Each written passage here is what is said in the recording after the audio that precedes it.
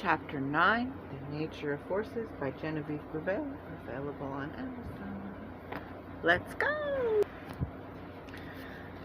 When the storm died after I'd run away, Paolo turned his broken body toward the moon. He felt his bones breaking and heard them cracking as he tried to push himself off the cold, hard ground. He spewed bile and mucus that smelled of rotting flesh and death. The stench surrounded him, filling his lungs and causing him to retch one more time. He tried pushing himself up. The bone in his wrist broke and protruded through his skin, spraying his face with blood and causing him to slip face down into the mud. "This is what death must feel like," he whispered. "When will this end? When will I die? Please," he pleaded with Mother Nature, "please take me now. End this insufferable pain." It hurt me to see such utter misery. I should have stayed. I should have tried to help him. I felt guilty for running from the fear, for looking out for only myself. This was in fact my doing, the consciousness of my actions. And poor Paolo is now tortured. He did not even deserve this retribution. However, a small part of me was so glad to be free. I don't think I could have handled the pain and misery with such determination and perseverance as Paolo. His flesh burnt in the sun's rays. He couldn't even open his eyes. With all his strength, he tried to break free of nature's chains. The vines broke easily as he attempted to pull himself to standing, knowing he must leave this place. He must find shelter. He must fight. He will not go out this day. He stood and he took a step slowly, tripping, and then another step with trepidation. After many hours of heinous steps, he found his way to a cave and took shelter. Under the protection of the stone above, he felt instant relief. As his vision cleared, he found that his vision was better than ever. It was crisper, cleaner, colors were brighter. In the darkness of the cool, damp cave, everything seemed illuminated. He watched in amazement as his skin slowly cleared and renewed itself of the breaks and the burns. His headache cleared, and his thoughts turned to his dreaded imagination. Am I dead? Have I entered the world of the spirit of the dead? I must be. With that thought, sleep took his body, and dreams of blood filled his mind. When he awoke, 3 days had passed. He was filled with a deep primal hunger. Lost and confused, Paolo found his way to the river. He stood there, shocked at his reflection. Though dirty and covered in dried blood, his reflection seemed somehow brighter, more golden than brown. It must just be the shock, he told himself. He scrubbed off the stains on his face and finger brushed his hair. With the setting sun, a school of fish swam by, and he could smell their blood, and he knew they were there moments before they appeared in the clear water beneath him. I'm so hungry. Yet eating the fish was somehow out of the realm of possibility. I do believe the thought never even entered his mind. Squatting on all fours like a hound on the prowl, he sniffed the night air. Then he bolted for town, toward the scent of food. With speed and determination, he reached the edge of the town in moments and stopped. I don't think he realized that he had made an hour's journey in less than 5 minutes.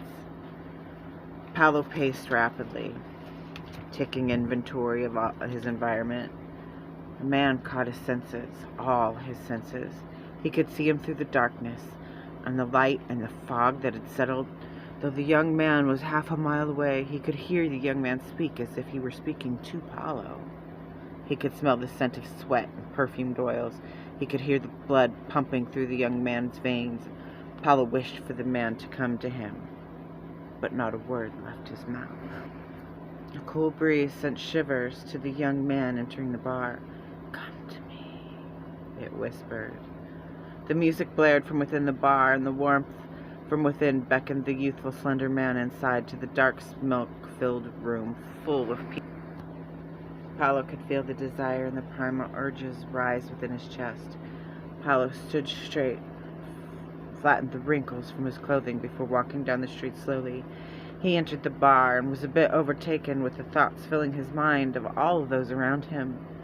The thirst for blood and visions with every person there, and screams of horror filled Paolo's imagination. Then he caught the sight of what he'd come here for. The thoughts of others simmered down, and he looked to the handsome stranger.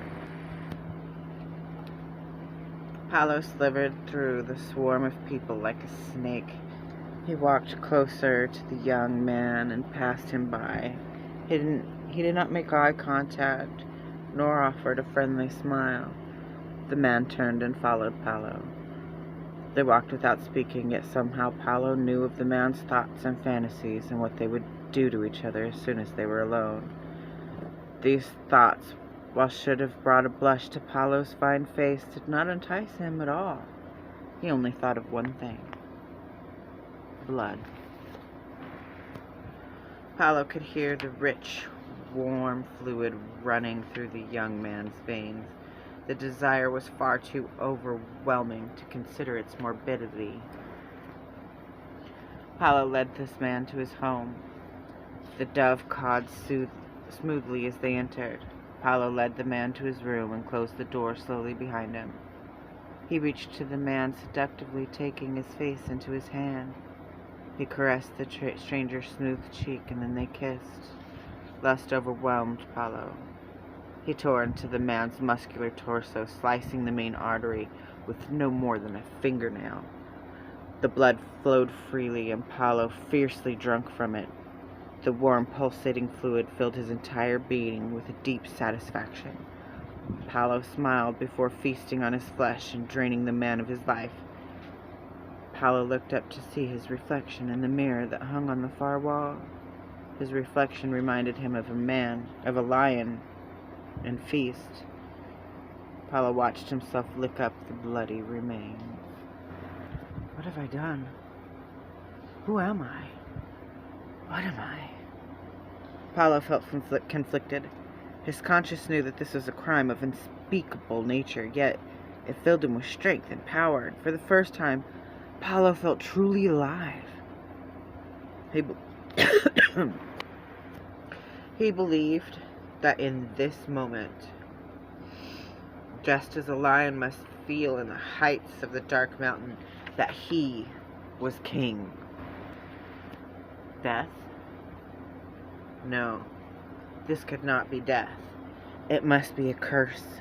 And for the first time since the change, since the storm, he had thought of Celise.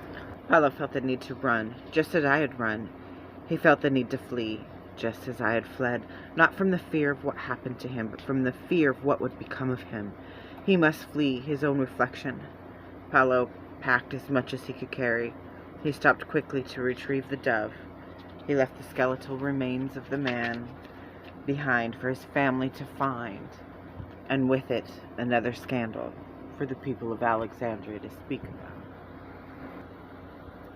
With a caged bird in hand and nothing more than a pack on his back, Paolo took an adventure he never had intended for, one he never wanted or could have imagined possible. He trekked with ease up the dark mountain, following no path. He glided with ease over the sharp, rocky terrain that no person had any business trekking over, and for only one trip over a winding route, and a person could easily find themselves impaled, Paolo did not fall. In fact, he glided with a smooth elegance and a calm demeanor. Large birds of prey swooped at him. Mountain lions stalked him. Paolo could see their glowing eyes, and he could hear their hearts beating. He could smell the blood pumping through their bodies. As he thought, "I'm one of you." Paolo knew not why or how, but with one thought, and his body moved with lightning speed, leaving predators lying in pools of blood behind them. Before daylight, he took refuge in a network of black caves high on the peak of the dark mountain.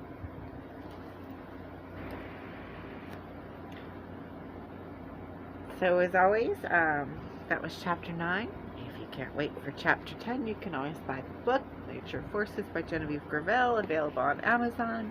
Otherwise, Subscribe below, and I'll be back to you soon with chapter 10, and we can find out what happened to Genevieve.